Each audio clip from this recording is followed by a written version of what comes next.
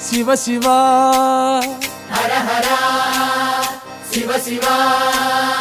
గంగా జలము తెచ్చి నీకు అభిషేకము చేతునంటే గంగా జలము తెచ్చి నీకు అభిషేకము మరి చేతునంటే గంగ జలమున సేప కప్పల ఎంగిలంటున్నావు శంభో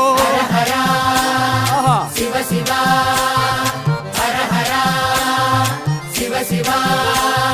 సాంబ శివ నీదు మహిమ ఎన్నటికీ తెలియదాయే హర హర